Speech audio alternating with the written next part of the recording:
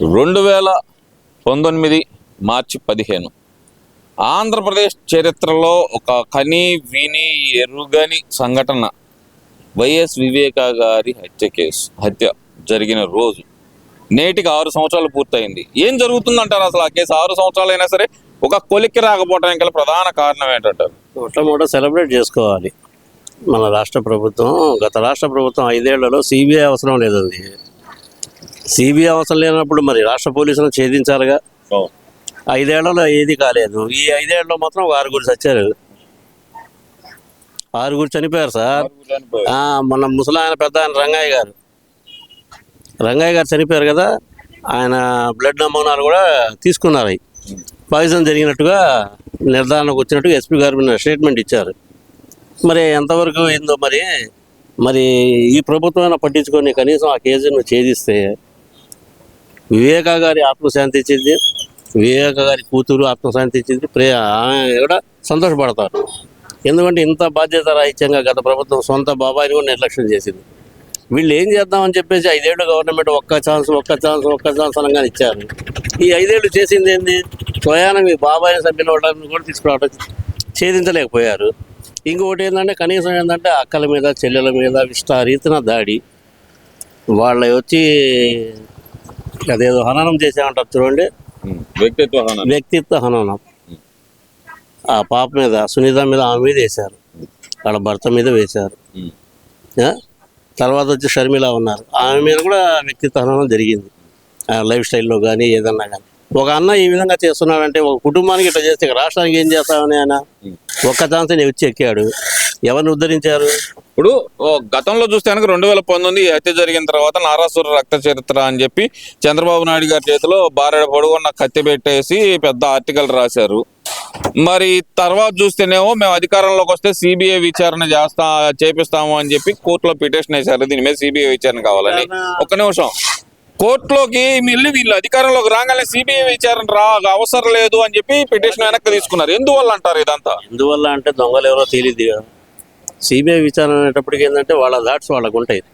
ఒక వ్యక్తి నుంచి సమాచార సేకరణ ఎట్లా ఉండదు, సిబిఐ అన్నది అది ఒక లెజిస్లేటివ్ ఆఫీస్. అది అంటే జగన్మోహన్ రెడ్డికి బాగా అలవాటు అన్నమాట. అలవాటు ఏముంది? ఇప్పుడు ఈ కేసు ఉంది, ఈ కేసులో 6 చనిపోయారు. కుర్రోళ్ళు చనిపోయారు, ముసలోళ్ళు చనిపోయారు. రంగయ్య గారి వయసు 68 70 ఉంటాయి ఆయనకి. ఆయన మీద కూడా హాస్పిటల్ వెళ్ళాడు కదా. ఎలాగని విషప్రయోగం చేయటమైంది. విషప్రయోగం జరిగిందని చెప్పి ఎస్పీ గారు మొత్తం రీపోస్ట్ మార్టం చేసి సేకరించారు. నేను ఒకటి చెప్తాను సార్, ఈ కేసు దర్యాప్తు జరగాలి అంటే నిన్న దస్తగిరి స్టేట్మెంట్ ఇచ్చాడు. నాకు ప్రాణహాని ఉంది, నాకు 1+1 ఉంది, చాలదు 2+2 నాకు భద్రత కల్పించారు. అతను ఎస్పీ గారికి రిక్వెస్ట్ పెట్టుకున్నాడు, ఎంబడి కల్పించారు. కాకపోతే ఏంటంటే సార్, అతను కూడా పోతే ఈ కేసులో నేను కూడా పోయాననుకో, ఈ కేసు నిర్వీర్యం. ఇప్పుడు కోర్టుకు కావాల్సింది సాక్ష్యం, ఆధారాలు. బెనిఫిట్ ఆఫ్ డౌట్ మీద కొట్టేసే కేసులు కదా మర్డర్ కేసు. అంటే ఇక్కడ నాకు అర్థం కాదు ఏంటంటే, జగన్మోహన్ రెడ్డి పేద ప్రజల కోసమే నేను పుట్టాను, పేద ప్రజల కోసం బతికాను, ప్రజల అభ్యున్నతి ధ్యేయంగా బతికాను, వాళ్ళ సంక్షేమం కోసమే బతికాను అని చెబుతారు. మరి సొంత బాబాయికి హత్య కేసులో న్యాయం ఎందుకు జరగలేకపోయింది అంటారు? ఇక్కడ అడగాల్సింది ఏంటంటే కనుక అవినాష్ రెడ్డికి నోటీస్ ఇవ్వలేకపోయిన సిబిఐ ఎలా చూడాలంటారు అసలు దీన్ని? అసలు ఎలా చూసేది ఏముంది? మీరు అసలు ఈ ప్రశ్న ఎట్లా అడుగుతున్నారు నాకు అర్థం కావట్లేదు. ఇప్పుడు ఈ సందులో నాకు శత్రువులు ఉన్నారనుకోండి, ఈ సందులో నేను ఎందుకు వెళ్తాను? ఎవరెటి నుంచి దాడి చేస్తానో భయంతో ఉంటుంది. ఏది కేవలం వాడు 4 దెబ్బలు కొట్టిపోతాడు, అది వేరే విషయం. ఇది మర్డర్ కేసు. అయిన వాళ్ళు ఉంటే ఏం చేస్తారు?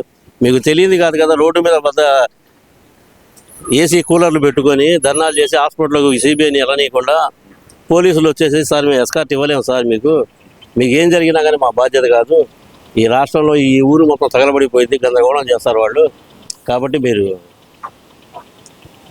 అదనంగా తీసుకోండి బందోబస్తుని అని చెప్పారు కదా వాళ్ళు. ఇంకెక్కడి నుంచి వచ్చింది? ఈ కేసు తేలదు. ఈ కేసు తేలాలి అంటే కూటమి ప్రభుత్వమే తేల్చాలి. కూటమి ప్రభుత్వం ఎందుకంటే నిష్కల్మషంగా ప్రవర్తించింది. తప్పు ఎవరు చేసినా, ఎందుకు అధికార పార్టీ ఎమ్మెల్యే ఇంటూరి నాగేశ్వరరావు గారు అని చెప్పేసి ప్రతి లారీకి 1000 రూపాయలు నాకు కావాలి, డైరెక్ట్గా వార్నింగ్ ఇచ్చి లారీకి 1000 రూపాయలు కానీ తన మనుషులు పెట్టుకున్నాడు. ఏం చేశారు? ఏం చేశారండి? ఆంధ్రజ్యోతి ప్రకటించలా? అవును. అధికార పార్టీ ఎమ్మెల్యేని ఊరుకుందా? ఏమి లేదే, ఏమీ లేదు. ఎవడు తప్పు చేసినా సరే పేపర్కి ఎక్కాల్సిందే.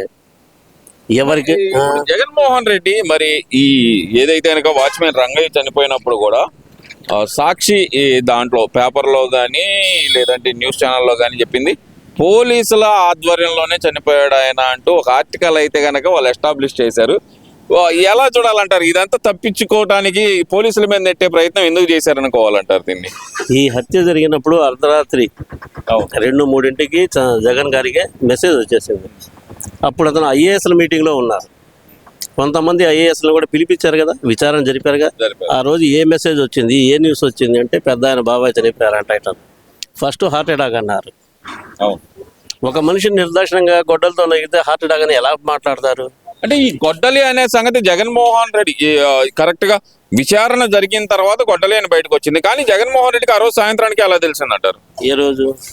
వివేకా గారు చనిపోయిన రోజే గొడ్డలతోటే తల మీద నరికేశారు, ఎక్కడ నరికారు అక్కడ నరికారు అని చెప్పి ఆయన ఎలా ఎస్టాబ్లిష్ చేశాడు అంటారు దాన్ని? అసలు ఎస్టాబ్లిష్ చేస్తుంటే ఒకటండి, ఒక ప్లాన్ ఒక వ్యక్తి ఇచ్చానుకోండి, ప్లాన్ అనుగుణంగా బిల్డింగ్ కట్టుకోవాలి. నేను అవును నా ఇష్టానుసారంగా మెట్లు, నా ఇష్టానుసారంగా ఎలివేషన్ పెట్టుకున్నాను అనుకోండి, కూల్ చేస్తారు వచ్చి జిఎంసీ ఆఫీసులో.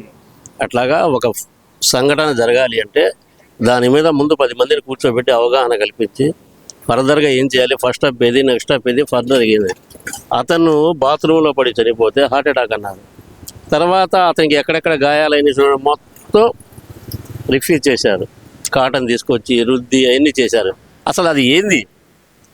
సామాన్యుడు కూడా ఎంత భయపడతాడు? రోడ్డు మీద ఎవడో చనిపోతే ఎవడో చనిపోయాడు, గుద్దిపోయింది అవ్వండి అంటారు. అటువంటిది అంత ఒక ప్రముఖ వ్యక్తి, ఒక రాజశేఖర రెడ్డి సోదరుడు, అటువంటి వ్యక్తి చనిపోతే ఇంత నిర్లక్ష్యంగా మాట్లాడతాం ఏంటి? అంటే అనుమానాలు వ్యక్తం చేయడానికి చిన్నపిల్లలు అయ్యిండు. చిన్నపిల్లలు కాదుగా, గబక్కన కింద పడ్డాడు గుండె ఆగిపోయింది అంటానికి. మెట్ల నిండా, మంచం నిండా, కింద ఫ్లోరింగ్ నిండా రక్తం ఉంటే రక్తం మరకలు తుడిచి ఎవడైనా దీన్ని చేయాలని చూస్తాడా? చేశాడు అంటే ఏంది? అక్కడ ఎటువంటి సాక్ష్యాధారాలు ఉంచకుండా తుడి చేయటం. అది చేయగలిగిన గొప్పతనం ఎవరు? చేసిన వాళ్ళకే ఉంటుంది. అంటే ఇక్కడ పరిటాల రవి గారి హత్య కేసుతోటి ఈ కేసును లింక్ పెట్టవచ్చు అంటారు. ఎందుకంటే దాంట్లో చెప్పండి. ఎందుకు పెట్టకూడదు? ఎందుకు పెట్టకూడదు సార్? అతను మర్డర్ కేసు అతని కార్యాలయంలో అని చెప్పారు. ఆ కేసులో ఉన్న ముద్దాయిలు మొత్తం సబ్ జైల్లోనే చనిపోయారు. మద్దెల చెరువు సూరి కానీ, మొండిసీను కానీ చాలామంది చనిపోయారంటే ఒకటి సార్, మ్యానికులేట్ చేయడంలో ఉన్న గొప్పతనం మాటలు చెప్పడంలో ఉండదు. ఒక పని తప్పు జరిగితే దాన్ని మ్యానికులేట్ చేస్తారు చూసండి, దాన్ని ఎంత చక్కగా నిర్వహిస్తారో. వాళ్ళ ఫ్యామిలీకి అది ఒక అలవాటు అండి. వైఎస్ రాజశేఖర రెడ్డి గారి ఫ్యామిలీకి అది ఒక అలవాటు. ఎందుకంటే గత హయాంలో కూడా చెన్నారెడ్డినో, మరి చెన్నారెడ్డినో, జనార్దన్ రెడ్డినో దించడానికి హైదరాబాద్లో కూడా మత కలవాలు జరిగింది. మీరు గమనించలేదు? ఒకసారి పాత పేపర్ చూడండి. చిన్న చిన్న పిల్లల్ని కూడా దారుణంగా చంపేశారు సార్. అది కాంగ్రెస్ పార్టీ హయాంలో జరిగింది. అది ఏ నాయకుడు చేశాడో, ఏ నాయకుడు చేయలేదు, అంతా భగవంతుడికి తెలుసు. కానీ ఇందులో ఎవరి మీద తప్పు రుద్దాల్సిన అవసరం లేదు. చంద్రబాబు నాయుడు ఉమ్మడి రాష్ట్రంలో సీఎంగా 14 ఏళ్ళు 11 ఏళ్ళు పనిచేశాడు. ఒక్క మత కలవరం జరిగిందా? లేదు. ఎందుకు జరగలేదు? అతను రాత్రింపుడు తిరిగాడు, అది ఇళ్ళంబట అడ్మినిస్ట్రేటివ్, అందుకనే అతని CEO అంటారు. ఇంకొక చిన్న మాట చెప్తాను సార్, మీరు అడిగిన ప్రశ్నకు సంబంధం లేని విషయం. ఇప్పుడు ప్రజెంట్ ఉన్న కూటమి నిన్న ఏం చేశారు? వీళ్ళు ఫీజు పోరు అన్నారు. అవును. ఎంబడే పేరు మార్చేసి యువత పోరు అన్నారు. అవును, మార్చారు. ఈ ఫీజు మార్పులు గత ప్రభుత్వంలో విద్యాశాఖ మంత్రిగా ఎవరు ఉన్నారో మీ బకాయిలు ఎంతో చెప్పండి. నేను చెప్తాను, 4170 కోట్లు. 2 నెలల కిందట 700 కోట్లు ఇచ్చారు. ఏది ప్రజెంట్ కూటమి మీరు పెట్టిన పాత బకాయిలు 4170 కోట్లకి. మీరు పెట్టింది 700 కోట్లు ఇచ్చారు. మళ్ళీ నెలలో ఇస్తారు. నువ్వు ఏం పెట్టిపోయావు? ఎవరైనా ఖజానాలో గల్లాపెట్టలో కనీసం 10 పైసలు బిళ్ళను పెట్టి వ్యాపారం చేస్తాడు. ఖాళీ పెట్టకూడదు గల్లాపెట్ట అని చెప్పి నువ్వు ఖజానా మొత్తం ఖాళీ చేసేసి ఎదురు నెత్తి మీద పెద్ద మూట వేసేసి 11 లక్షల కోట్లు అంటే ఏందన్నా? ఇది ఓకే అండి, ఇది ఓకే. వైఎస్ వివేకా గారిది అసలుకి పూర్తిగా అసలుకి అర్థం కాని విషయం ఏంటంటే కనుక అసలు తేలుతుందంటారా? ఎందుకంటే పరిటాల రవి హంతకులు ఎలా అయితే రిలీజ్ అయ్యారో బెయిల్ మీద, అలాగే ఈ కేసు కూడా ముగిసిపోయే అవకాశం ఉందనుకోవచ్చు అంటారా? ఇందులో ఒక మాట మీరు గమనించాలి. అప్రూవర్గా మారిన దస్తగిరి ఏం చెప్పాడు సార్?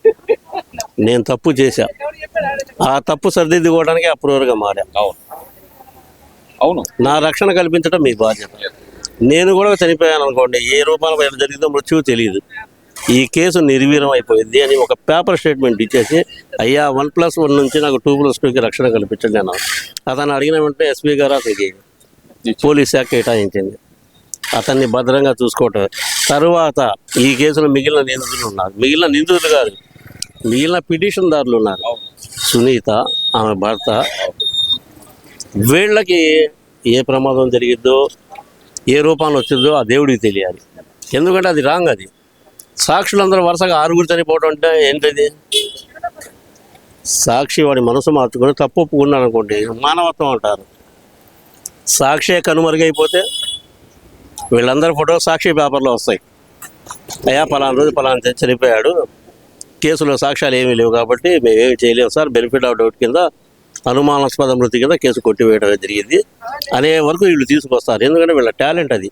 ఈ రోజు కూడా మన రాష్ట్రంలో వైసీపీకి పనిచేసే అధికారులు ఉన్నారు, వైసీపీకి పనిచేసే పోలీసులు ఉన్నారు, వైసీపీకి కోఆపరేషన్ చేసే హయ్యర్లు ఉన్నారు. కనుక ఇప్పుడు ఏంటంటే, ఇప్పుడు కింది స్థాయి నుంచి వర్కర్ కనుక కరెక్ట్గా జరగాలంటారు. ప్రక్షాళన తప్పకుండా జరగాలి. ఈ గవర్నమెంట్ చేయాల్సింది ఏమీ లేదు. గత హయాంలో మంత్రులుగా పనిచేసిన ప్రతి ఒక్కరిని మీ హయాంలో మీ శాఖలో పోతా గవర్నమెంట్కి ఎంత అప్పు పెట్టిపోయారు, అవి మొత్తం డీటెయిల్స్ తీసుకోండి, పేపర్ ప్రకటన ఇవ్వండి. ఈ గవర్నమెంట్ ఏం చేయలేదని అడగడానికి నీకు ఆస్కారం ఉండదు ఇచ్చావంటే. ఎందుకు ఉండదు? నువ్వు వెళ్ళేటప్పుడు పెట్టిన అప్పు ఇది. అరే పౌర సరఫరాల శాఖలో కందిపప్పు లేదు, ఉప్పు లేదు అంటున్నావు. 240 కోట్లు అప్పు పెట్టారయ్యా, ఎవరిస్తారయ్యా? ఒక వ్యాపారస్తుడికి 10 రూపాయలు అప్పు పెడితేనే రెండో రోజు ఆ కొట్టుకు అప్పడుగుతాడేమని. ఒక రాష్ట్ర ప్రభుత్వం 240 కోట్లు పౌర సరఫరాల శాఖలో అప్పు పెట్టింది అంటే ఏంటి? ఎవరు తీర్చాలి? వచ్చే ప్రభుత్వం తీర్చుకోవాలా? వచ్చే ప్రభుత్వం ఏమైనా డబ్బులు కట్టాలి మూటలు తీసుకొని వచ్చిందా?